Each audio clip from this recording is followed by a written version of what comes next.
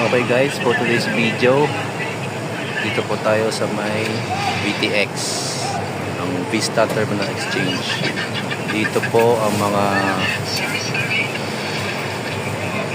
biyahe na papuntang Quezon Province, Calabarzon, Metro Manila, and also Cavite, some parts of Cavite. Okay.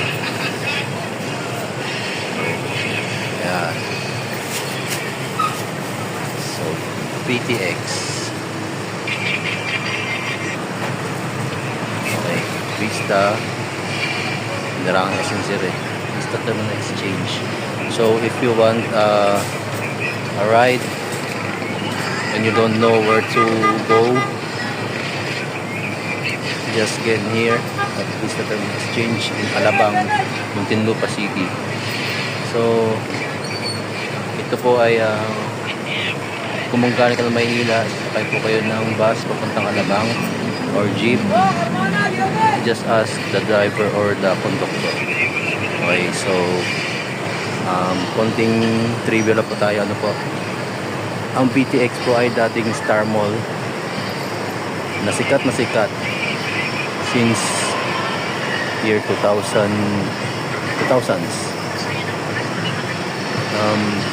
Ito po ay mayroong dark story. Dati po itong kakakala po ito, ano po, baka kasi mabash tayo, makakasuhan. Ito po ay dating sementeryo. So, sinambakan lang po siya para po maitayo ng donya noong mga 90s. Sinambakan lang po ang cemetery na to at naging Star Mall, Alabang. So ito po ang first na Star Mall sa Philippines, sa Luzon. So ngayon po ay ginawa itong Vista Terminal Exchange para po sa mga commuters na nahihirapan na makabiyahe sa Luzon, Visayas at Mindanao. Opo. So magkakaroon na rin siguro sa Mindanao area. Pero hindi po natin alam kung kailan. So yun lang po. Thanks for the video. To God be the glory.